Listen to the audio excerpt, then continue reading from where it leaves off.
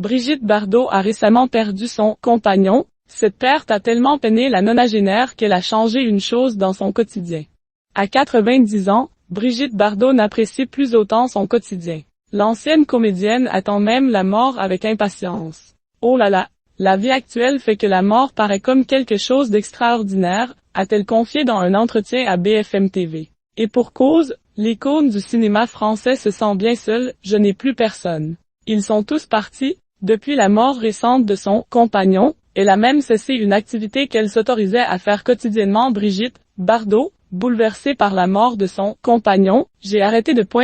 Brigitte Bardot a été dévastée par la mort d'Alain Delon, survenue l'été dernier. Mais, ce n'est pas le seul décès qui l'a bouleversée en 2024. En avril dernier, elle a en effet perdu son chien, prénommé et qu'elle chérissait tout particulièrement. Et depuis ce triste jour, la nonagénaire a arrêté de conduire sa voiture, une 4L. Je la conduis peu depuis la mort de mon chien, E.T., qui a eu lieu le 20 avril de l'année dernière. Comme je conduisais toujours avec lui à côté de moi, j'ai arrêté de conduire parce que j'étais toute seule dans la voiture, a-t-elle déclaré avant de préciser, c'était mon compagnon. Je l'ai adoré.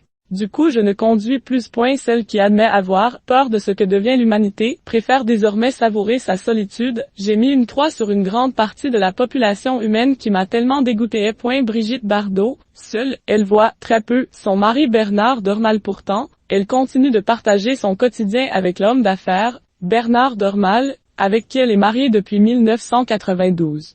Mais s'ils résident ensemble dans la mythique propriété de la Madrague à Saint-Tropez, ils ne se voient pas si souvent que l'on pourrait le croire. Je le vois très peu. On se retrouve le soir, mais on vit très parallèlement. Alors oui, il est là, disons qu'il est là quand il a le temps d'être là, avait-elle confié à Gala. Même lorsqu'il se retrouve le soir, la conversation n'est guère animée, quand il dort, on communique peu, il ronfle. Elle avait de toute façon confié que, si elle ne se trouvait pas tellement indépendante, elle préférait la présence des hommes à celle des femmes pour une raison qui lui paraissait évidente. Un homme, en tout cas, c'est mon avis, parle peu, voire pas, ce qui est très bien.